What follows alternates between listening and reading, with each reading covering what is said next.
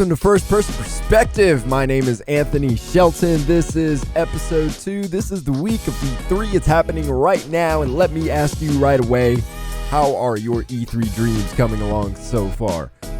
Mine? A little bit. Got some good topics to talk about today, though. Maybe one that's a little controversial. Yes, I do believe Battlefield 2042's Battle Pass isn't actually that bad. Hear me out on that one. Elden Ring might turn me into a believer in the Soulsborne genre. Yeah, I'm looking forward to it. But here's my big topic of the week. Ubisoft has come and gone, and I didn't get anything on Beyond Good and Evil 2, and, of course, nothing on Splinter Cell. Is it too much to ask to get a new Splinter Cell? Is it really that much to ask? Each Splinter Cell has sold at least 2 million.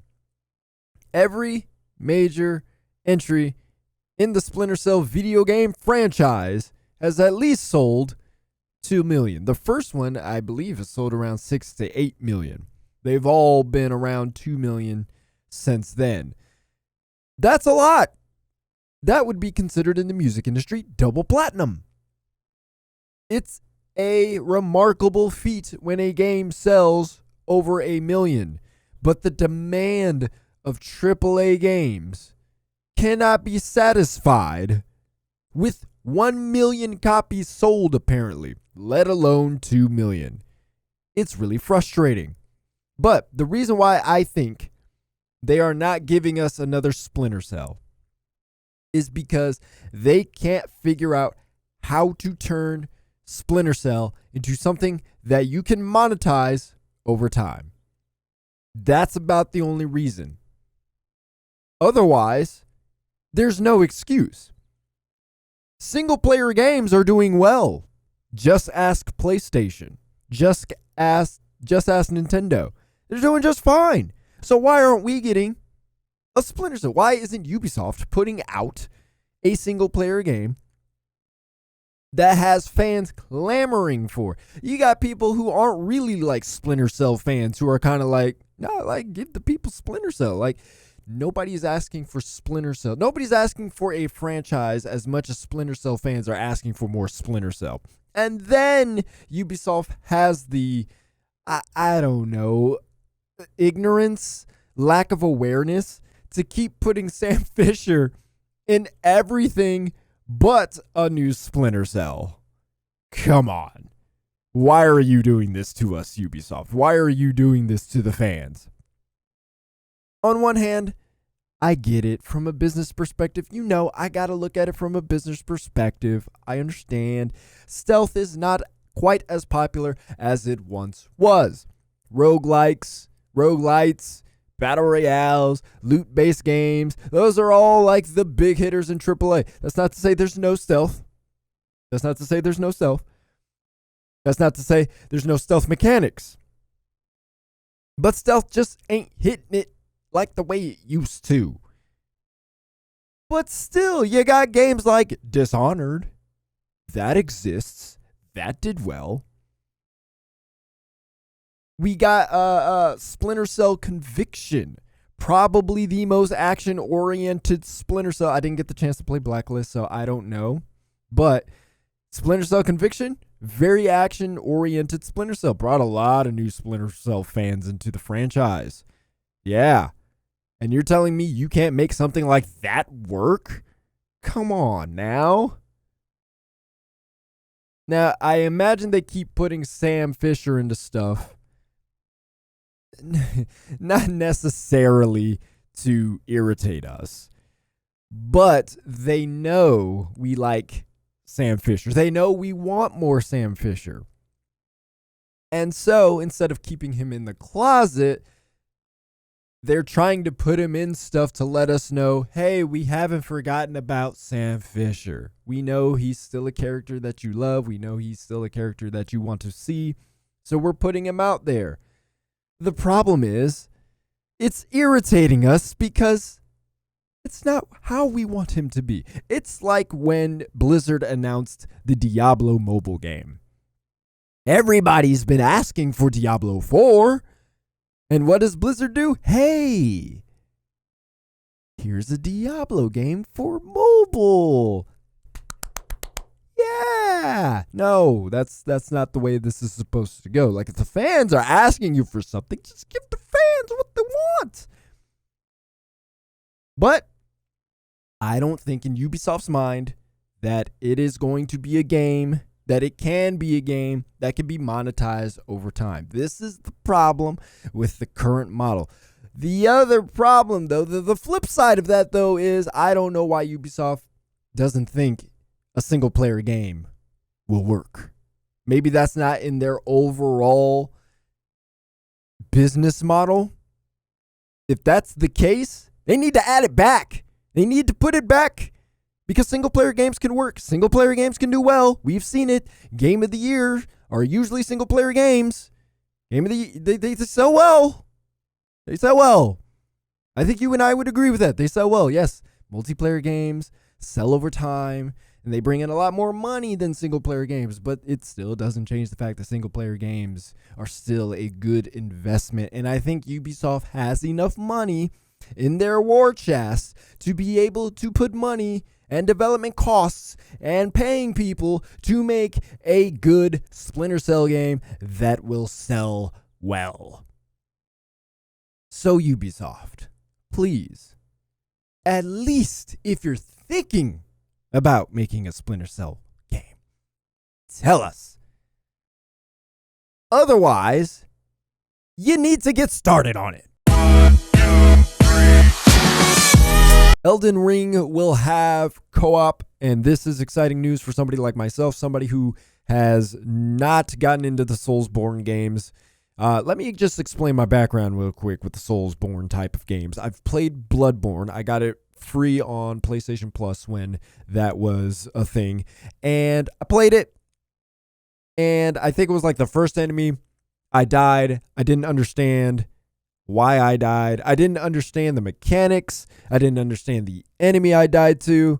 And it was just a really poor way to onboard a new person into the game. And I get it. Like, that's the point. You're supposed to engage with it like trial and error. I didn't really want to engage with the game in trial and error form like that. I just said within myself, I was like, you know what? I don't want to do this. I don't want to flounder with the mechanics. Me trying to figure out how to dodge, how to, weapon timing and all that stuff, while also trying to figure out this enemy that killed me, because I'm going to have to get past this thing, and I want to die 20 times to one enemy just to get to the next segment. Like, that's not it. And so, why am I interested in Elden Ring, right? Because it has co-op. This is exactly what a Soulsborne game needed for somebody like myself who is interested in the game, who I don't mind difficulty. I just needed a little bit of help. And so adding co-op, it's like working out.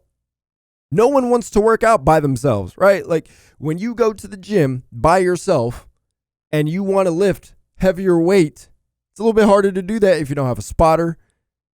Sometimes you're not motivated to go. Sometimes it's a social thing. You're not inspired. All these different reasons why you would want to go work out with somebody else. It just makes it easier. So now, same with the Soulsborne games. Now Elden Ring will have co-op, 4 players up to. Co-op solves a lot of those problems. You're motivated to play. You're going to have some fun. You're going to have some laughs when you die. You got somebody to spot you in case you're not doing that well. As you get better, it's a social thing. Oh, yeah. Oh, Elden Ring's about to be the hit. Oh, absolutely. I'm going to be all over that. From Software solved a problem. How do I bring new people into my very difficult game? If I were in charge from Software, I don't think I would have came up with this solution per se. Clearly, they don't want to add difficulty options to their games. Fine. But they want more people to play it. Number one, that's a good business decision. You're going to have the same people playing your game over and over and over and over again, which is fine because there's a very dedicated, you Soulsborne fans, you are dedicated. You love your Soulsborne games. You love your difficulty. You worship the difficulty. You're all about the lore. Miyazaki creates some dope worlds. I get it. I 100% get it. But how do you bring new people in to be able to enjoy the game? Well, you don't want to make the game easier. You don't want to make difficulty options. It's like co-op. Let's tackle the loneliness aspect of it. Trying to go through this thing by yourself. Not just with summoning and stuff. No, you actually have help from the get-go. That's going to be really nice. And this game is going to reach a new kind of audience. Because there's now going to be more co-op moments shown all across social media, gaming outlets, picking up on these fun co-op moments. Usually singular efforts were the ones that were being praised. You know, people beating the game with Guitar Hero and Rock Band controllers, or, you know, some ridiculous difficulty that they've put upon themselves, like beating the game without getting hit, you know, all that kind of stuff. Or beating certain bosses without getting hit, or, you know, some handicap just to make the game even harder and then overcoming that. These are all solo efforts. But now you're going to have a bunch of co-op efforts. And this is what From Software will want in order to bring new people into the game. Oh, look at what those people are doing. Maybe we can do something like that. Maybe we can have fun with this game, playing with each other. It's going to be great. This is exactly what a Soulsborne game needed. So I'm in. Consider myself one who's going to be playing this game. I hope I enjoy it. So EA announced they're ditching Battlefield Premium for a Battle Pass, which was immediately met with unhappiness, of course. I mean, deservedly so. You know, this is more spending within a game that we're already paying $70 for if you're getting the current gen versions, and the PC. Actually, no, just the current gen versions. The PC version's even going to be cheaper than the Series X, Series S, and the PS5 versions. So there you go.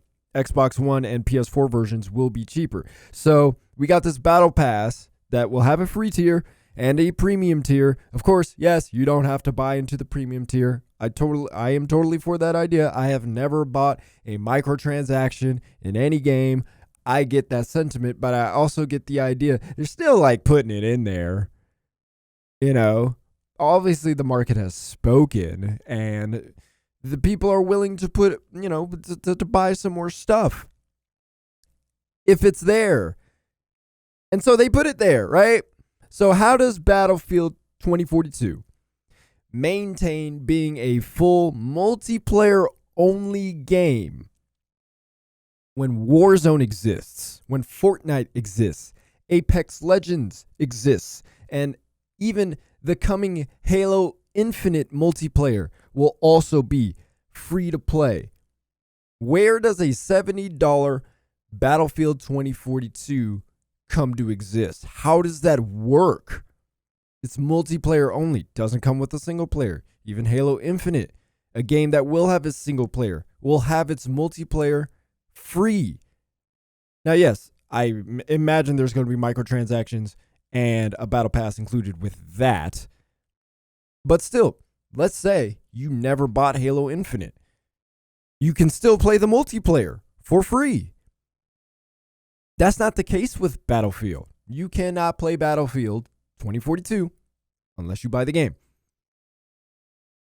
Now, one game that does get away with it is Overwatch. Overwatch is a game you have to pay for. Overwatch is a game that has loot boxes in it. Doesn't even have a battle pass. They haven't even switched that model out. Overwatch is still one of the few games that can get away with having loot boxes. But the reason why Overwatch works is because you pay for the game and then everything you get is free. New maps come out, you get it for free. New characters come out, you get it for free. The only thing you pay for, and even then you may not even have to pay for it depending on how things go, are the cosmetics. Obviously, the problem there is that it's a loot box. You can't buy cosmetics straight up unless you have enough in-game currency to do so. But my point is, everything else that actually matters, you get for free at no extra cost. And so I've purchased Overwatch on every platform. I have it on, except the Switch, right? Because it's on Switch. Yeah, it is on Switch. I've bought it for the PC, the Xbox.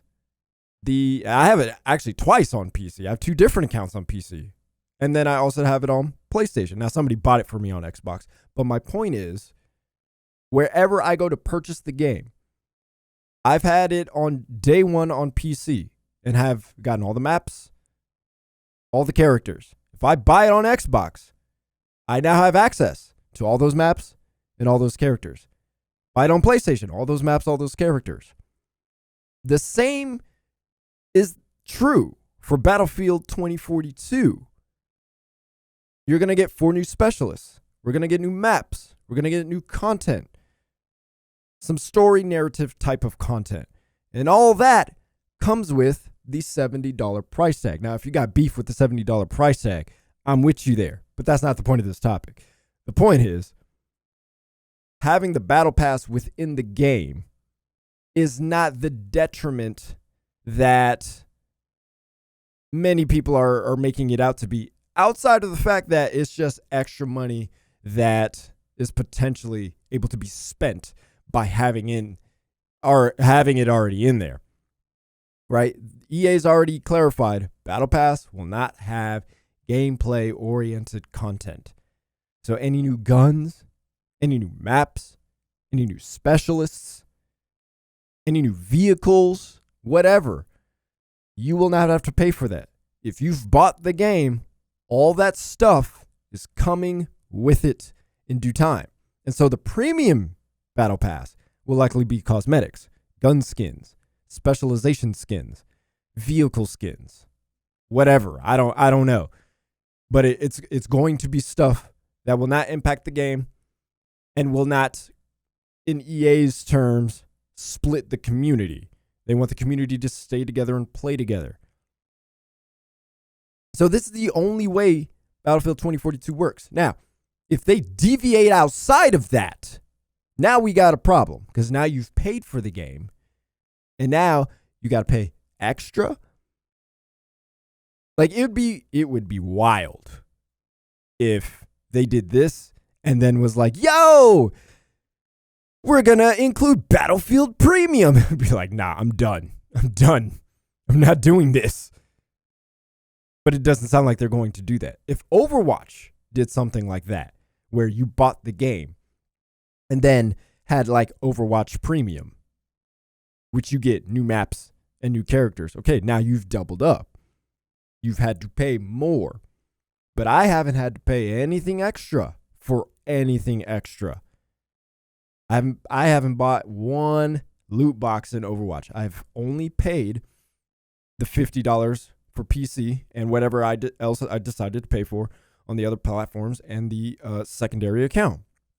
So if you make the argument like all of that stuff should come with the $70 price, including gun skins, vehicle skins, specialization skins, I agree with that. I'm not necessarily going to argue that, but those days are long gone. Like, we're well past that. This is the new business model. And this is about as fair as it's going to get. Like, sadly, this is what the market has spoken about. This is the market saying, we're willing to put up with this. We're willing to pay for more digital goods like this, as long as it doesn't affect gameplay. They already tried that. It didn't work. So if you can't stand the idea of a battle pass, this news ain't going to make you feel better. Like, it's just not. But if you've come to terms with the current reality, I think this is about the best compromise we're going to get out of EA, of all publishers, for Battlefield 2042. I can deal with cosmetics. I can deal with, skins and whatnot. I will not be able to deal with, I got to pay for maps and specializations. So that's the compromise. If EA moves anywhere outside of that, we're going to have problems. All right, this segment is called Something Ridiculous, where I bring up something I found ridiculous that I found on the internet. And this one's actually E3 related. But first, I want to ask you this question. What's the worst app you've ever willingly downloaded? Like, it's not even one where you knew it was bad, but you downloaded it and you tried it for a little while knowing it was bad. Or, like, what's the worst website you've willingly browsed? Whether that was to get information, whether because you just had to. Because I asked that question because the app for E3 is absolutely atrocious. Now, E3 in the past 2 years has been a more open event. It used to be media, publishers, developers exclusively. Now, in the past 2 or 3 years, it has opened up to fans. And so this year, it being a digital E3, something similar happened where they had a website, a web portal for media to be able to converse with developers and publishers and try to exchange information and mingle with other media folk. But at the time when E3 actually opened up, which was Friday, Saturday, today, tomorrow, and Tuesday, anybody could use it. And so use this app, use this website. Media just got in first because, there was supposed to be stuff for us to do that. And that wasn't the case, though. Let me preface everything by saying this. I love E3. Always had. It's always been one of my favorite events of the year. Like in life, it's been one of my favorite events of the year. I love what E3 does for the industry. E3's been on a downtrend. I get that, but still, clearly, there's still some love for E3. There's still an anticipation. E3 is still a desired event, even if it's changing a little bit. I feel like if E3 went away, it would be a good thing. With that said, I want the ESA to succeed. I do. But what the frick is that app? What the frick was that website? I don't know if you've been to it. Go look it up. You have to register and do that kind of stuff. You have to have the means to get in. But it is an atrocious website.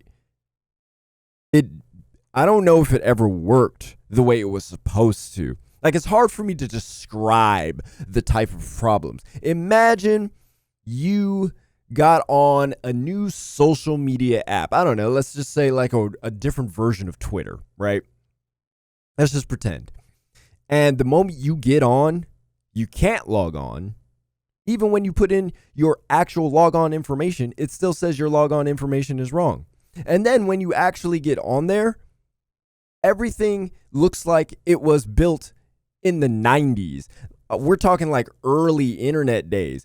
Forum posts on this web portal, you couldn't tell which topic started and which topic ended. Replies all just look like one giant thread. So you couldn't like exit out of one thread and go to another one. No, it's just one big page of a started thread with replies and then another thread. 505 errors randomly because apparently they were still working on stuff. I mean, it was an awful app and it never got better. There was a way you could communicate with publishers and developers by sending your business card, which was basically an About Me page that you made for yourself. And it didn't seem like developers or publishers were using it.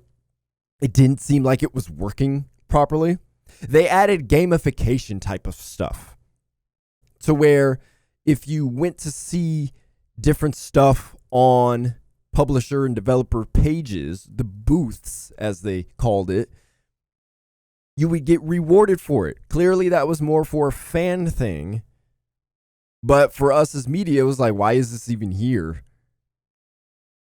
Where was the Discord? Why wasn't there a Discord? I feel like that is the way to connect with people now. And all they had was these bunk forms that looked like they were birthed out of like the early days of Envision Free. Like it was just awful. It was abysmal.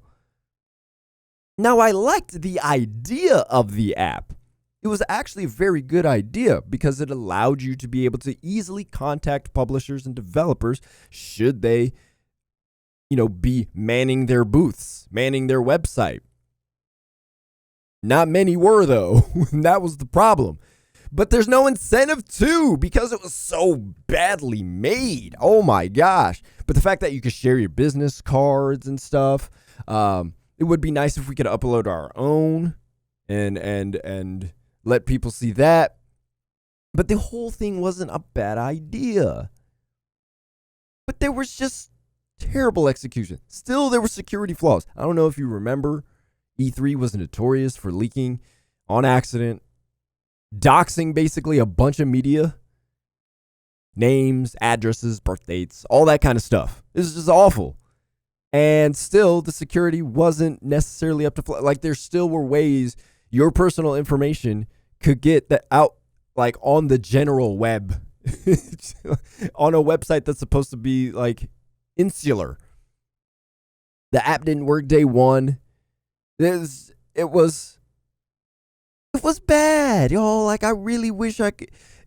It's a shame, too, because you're the ESA. You put on an event for the video game industry. You are the Electronic Software Association. You can't come at us with a website that looks like that functions like that doesn't work. We scrutinize digital art, digital technology all day, every day. Some of us even get paid to do it full time. And that is the website that you present to us. Publishers and developers, they build these digital products all the time. They're working on it every day. They're constantly looking at UI design, let alone just design in general, functionality, gameplay mechanics. And this is what you give them to use. Fans, they're used to functioning social apps.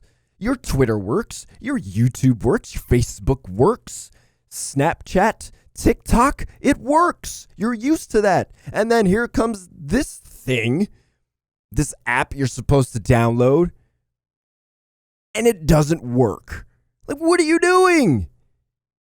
If you wanted E3 to be an event that's on the come up, you need an app that helps E3 be on the come up. You need an app that helps publishers and developers get their information out there. You need an app that incentivizes publishers and developers to use it. God, it was pitiful. Like, if you were oh my God, like, some of you who are watching this, listening to this, like, you need to detail your experience in the comments, because I feel like I can't be the only one. Like, I know some of you participated in E3. I know some of you tried that app. Put your experience in the comments, because I need somebody else to verify with me on how bad the website and the app was. That's it for this episode. Gosh, that app is so bad. Thanks for watching or listening. By the time I recorded this one, Microsoft press conference hadn't happened yet, so look out for coverage on that and more E3 2021 topics in the first-person perspective playlist. There's still the Nintendo event happening on Tuesday, so